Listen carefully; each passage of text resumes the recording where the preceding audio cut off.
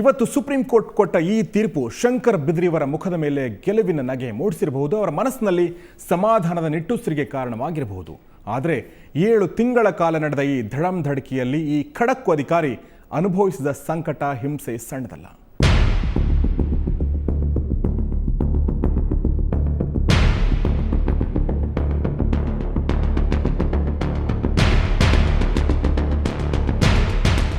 ಹಠ ಅನ್ನೋದು ಶಂಕರ್ ಬಿದ್ರಿ ಅವರ ವ್ಯಕ್ತಿತ್ವದ ಒಂದು ಭಾಗವಾಗಿರದೆ ಹೋಗಿದ್ರೆ ಇವರನ್ನ ನಮ್ಮ ವ್ಯವಸ್ಥೆ ಅದ್ಯಾವತ್ತೋ ಮೂಲೆಗುಂಪು ಮಾಡಿಬಿಟ್ಟಿರ್ತಿತ್ತು. ಆ ಹಠ ಇವತ್ತು ನೆನ್ನೆ ಹುಟ್ಟಿಕೊಂಡಿದ್ದಲ್ಲ. ಎಲ್ಲಿ ಎಸೆದ್ರೂ ಅಲ್ಲಿ ಚಿಗುರಡೆದು ಹೆಮ್ಮರವಾಗಬೇಕು ಅನ್ನೋ ತತ್ವ ಹುಟ್ಟಿನಿಂದಲೇ ಬಂದಿದ್ದು. ಬನಹಟ್ಟಿಯ ಸರ್ಕಾರಿ ಕನ್ನಡ ಗಂಡು ಮಕ್ಕಳ ಶಾಲೆಯಲ್ಲಿ ಪ್ರೈಮರಿ ಶಿಕ್ಷಣ, ಅಲ್ಲೇ SRA ಹೈಸ್ಕೂಲ್ನಲ್ಲಿ ಮಾಧ್ಯಮಿಕ ಶಿಕ್ಷಣ, ನಿಪ್ಪಾಣಿಯ GI ಬಾಗೇವಾಡಿ ಕಾಲೇಜಿನಲ್ಲಿ PUC, ಮುಂದೆ ನೌಕರಿಗೆ ಸೇರಿಕೊಳ್ಳಲೇಬೇಕಾದ ಅನಿವಾರ್ಯತೆ ಇತ್ತು. ಬ್ಲಿಡ್ಸ್ ಮ್ಯಾಗಝಿನ್ನಲ್ಲಿ ವಾರಪತ್ರಿಕೆಗಳ ಬಂಡಲ್ ಕಟ್ಟೋ ಕೆಲಸ ಮಾಡಿದ್ರು. ನಂತರ ಟೆಲಿಫೋನ್ ಆಪರೇಟರ್ ಆಗಿ ಇಂಡಿಯಲ್ಲಿ ಡ್ಯೂಟಿಗೆ ಜಾಯ್ನ್ ಆದ್ರು. ಕೆಲಸ ಮಾಡ್ತಾನೆ ಕರೆಸ್ಪಾಂಡೆನ್ಸ್ ಕೋರ್ಸ್ನಲ್ಲಿ ಓದಿ BA ಮುಗಿಸಿದ್ರು. ಅದೇ ಹುರುಪಿನಲ್ಲಿ KAS ಪರೀಕ್ಷೆ ಬರೆದು ಅಸಿಸ್ಟೆಂಟ್ ಕಮಿಷನರ್ ಆಗಿಬಿಟ್ರು. ಆ ನೌಕರಿ ಮಾಡ್ತಾನೆ UPSC ಪರೀಕ್ಷೆ ಬರೆದು IPS ಅಧಿಕಾರಿಯಾದ್ರು. IPS ಆಗಿ ನೌಕರಿ ಶುರು ಮಾಡಿದ್ದು. ಹಿಂತಿರುಗಿ ನೋಡಲಿಲ್ಲ ಬಿದ್ರಿ. ತಮ್ಮ ಸರ್ವಿಸ್ ಮೇಲೆ ಅತಿ ಅನಿಸುವಷ್ಟು ಹೆಮ್ಮೆ ಇವರಿಗೆ. 40 ವರ್ಷಗಳ ಅವಧಿಯಲ್ಲಿ ಯಾವ ಪೋಸ್ಟಲ್ಲಿ ನಾನು ಕೆಲಸ ಮಾಡಿದ್ದೀನೋ ಆ ಪೋಸ್ಟ್ಗಳು ಭಾರಿ ಮಹತ್ವದ ಪೋಸ್ಟ್ಗಳಾಗಿದ್ದಾವೆ.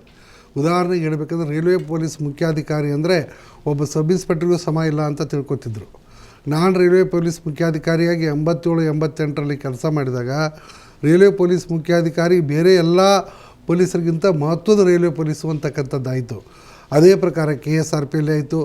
ಮೊದಲು ಅದೇ ಪ್ರಕಾರ MMLSಲ್ಲಿ ಕಮಾಂಡರ್ ಟಾಸ್ಕ್ ಫೋರ್ಸ್ ಇದ್ದಾಗ ನಾನು ಹೋಗೋಕ್ಕಿಂತ ಮುಂಚೆ ಅದೇನೋ ಮಹತ್ವದ ಪೋಸ್ಟ್ ಅಲ್ಲ ಅಂತ ತಿಳ್ಕೊಂಡಿದ್ರು. ಅದು ಮಹತ್ವದ ಪೋಸ್ಟ್ ಆಯಿತು. ಎಲ್ಲ ಪೋಸ್ಟ್ಗಳಲ್ಲಿ CID ಇರ್ಬೋದು, ಇಂಟೆಲಿಜೆನ್ಸ್ ಇರ್ಬೋದು, ಪ್ರತಿಯೊಂದು ಪೋಸ್ಟು ನಾವು ಯಾವ ರೀತಿ ಕೆಲಸ ಮಾಡ್ತೀವಿ ಅನ್ನೋದ್ರ ಮೇಲೆ ಅದು ಅವಲಂಬಿಸಿದೆ.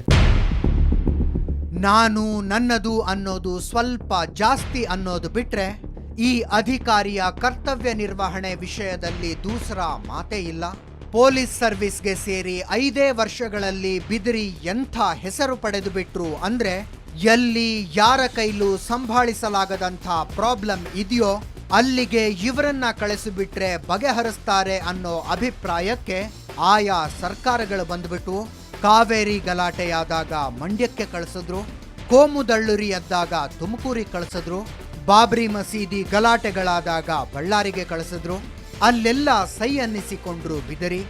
ಯಾರು ಹೋಗಲು ಒಪ್ಪದ ರೈಲ್ವೆ ಪೊಲೀಸ್ಗೆ ಹಾಕಿದ್ರೆ ಅಲ್ಲಿ ಸಾಲು ಸಾಲು ಕೇಸ್ಗಳನ್ನ ಭೇದಿಸಿ ರೈಲ್ವೆ ಇಲಾಖೆಗೆ 100 ಕೋಟಿ ದುಡ್ಡು ಉಳಿಸಿದ್ರು. ಅಂಥ ಬಿದರಿಗೆ 1993ರಲ್ಲಿ ಸವಾಲಿನಂತೆ ಬಂದದ್ದು ವೀರಪ್ಪನ್ ವಿರುದ್ಧದ ಕಾರ್ಯಾಚರಣೆಯ ಕಮಾಂಡರ್ ಹುದ್ದೆ.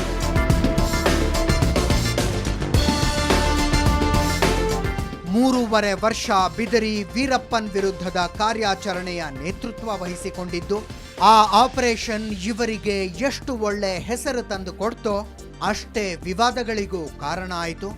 150 ಜನರ ತಂಡ ಕಟ್ಕೊಂಡು 135 ಬಂದೂಕು, 3 ಟನ್ ಮದ್ದುಗುಂಡುಗಳ ಸಮೇತ ಸೈನಿಕ ತುಕಡಿಯಂತೆ ಓಡಾಡಿಕೊಂಡಿತ್ತು ವೀರಪ್ಪನ್ ತಂಡ.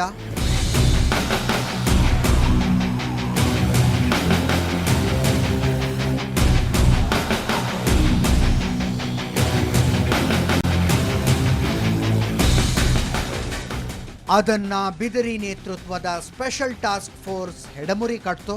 ವೀರಪ್ಪನ್ ತಂಡದ 60 ಜನರ ಹೆಣ ಬಿದ್ವು. 126 ಜನ ಅರೆಸ್ಟ್ ಆದ್ರು. 126 ಗನ್ಗಳನ್ನ, 3 ಟನ್ ಸ್ಫೋಟಕಗಳನ್ನ ವಶಪಡಿಸಿಕೊಂಡ್ರು. ಬರೀ 4 ಜನರನ್ನ ಕಟ್ಕೊಂಡು ಕುಂತಲ್ಲಿ ಕೂರಲಾಗದೆ, ನಿಂತಲ್ಲಿ ನಿಲ್ಲಲಾಗದೆ ತಲೆಮರೆಸಿಕೊಂಡು ಓಡಾಡೋ ಸ್ಥಿತಿಗೆ ಬಂದು ಬಿಟ್ಟ ವೀರಪ್ಪನ್. ಆ 3.5 ವರ್ಷಗಳನ್ನ ಯಾವತ್ತಾದ್ರೂ ಮರೆತಾರ ಬಿದ್ರಿ?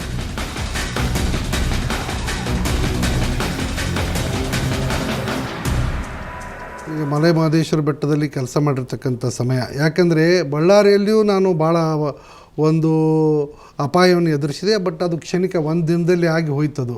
ಅದೇ ಪ್ರಕಾರ ಕಬಿನಿಯಲ್ಲಿಯೂ ನಾನು 1 ದಿನದಲ್ಲಿ ಆಗಿ ಹೋಯಿತು. ಮತ್ತು ಮಂಡ್ಯದಲ್ಲಿಯೂ ಬರೀ 6 ತಿಂಗಳು ಅನುಭವಿಸಿದ್ದೆ. ಆದರೆ ಮಲೆ ಮಹದೇಶ್ವರ ಬೆಟ್ಟದಲ್ಲಿ ನಾನು ಕರ್ನಾಟಕ ಮತ್ತು ತಮಿಳುನಾಡಿನ ವ್ಯಾಪ್ತಿಯಲ್ಲಿ ಸುಮಾರು 3.5 ವರ್ಷಗಳ ಕಾಲ ಕಷ್ಟ ಅನುಭವಿಸಿದೆ. ಅದು ಅನುಭವಿಸಿರ್ತಕ್ಕಂಥ ಕಷ್ಟ ಯಾರಿಗೂ ಹೇಳ್ಕೊಳ್ಳಿಕ್ಕೆ ಸಾಧ್ಯ.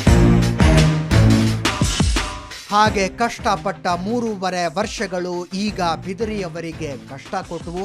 ವೀರಪ್ಪನ್ ಬಗ್ಗೆ ಮಾಹಿತಿ ತೆಗೆಯೋ ಭರದಲ್ಲಿ ಅಲ್ಲಿನ ಸ್ಥಳೀಯರನ್ನ ತುಂಬಾ ಹಿಂಸಿಸಿದರು ಅನ್ನೋ ಆರೋಪ. ಅದರ ತನಿಖೆಗೆ ಸದಾಶಿವ ಆಯೋಗ ನೇಮಿಸಲ್ಪಟ್ಟು ಮಾನವ ಹಕ್ಕು ಆಯೋಗದವರೊಂದು ಪ್ರತ್ಯೇಕ ತನಿಖೆ ಮಾಡಿದ್ರು. ಯಾವುದರಲ್ಲೂ ಬಿದರಿ ತಪ್ಪು ಮಾಡಿದ್ದಾರೆ ಅನ್ನೋದು ಪ್ರೂವ್ ಆಗಲಿಲ್ಲ. ಆದರೆ ಸರ್ಕಾರಗಳದು ಓಟಿನ ಲೆಕ್ಕಾಚಾರಗಳಿರ್ತಾವಲ್ಲ, ತೊಂದರೆ ಆಗಿದೆ ಅಂತ ದೂರು ಕೊಟ್ಟವರಿಗೆ ಪರಿಹಾರ ಕೊಟ್ಟುಬಿಟ್ರು.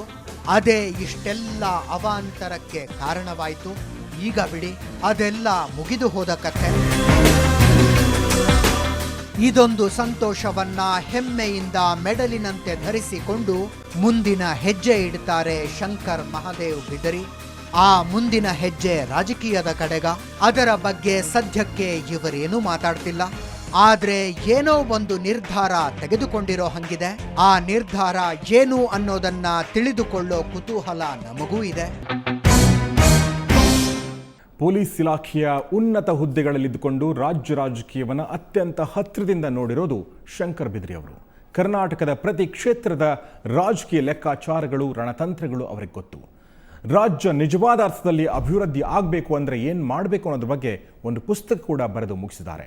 ಅಂಥವರು ಯಾವ ಪಕ್ಷಕ್ಕೆ ಹೋದರೂ ಕೂಡ ಆ ಪಕ್ಷಕ್ಕೆ ಬಲ ಬಂದಿತ್ತು, ಬೆಲೆ ಬಂದಿತ್ತು. ಇದನ್ನು ಹೇಳ್ತಾ ಇವತ್ತಿನ ಈ ವಿಶೇಷ ಫೋಕಸ್ ಮುಗಿಸ್ತಾ ಇದ್ದೀನಿ. ನೇರ ದಿಟ್ಟ ನಿರಂತರ ಸುದ್ದಿಗಾಗಿ ನೋಡ್ತಾರೆ ಸುವರ್ಣ ನ್ಯೂಸ್.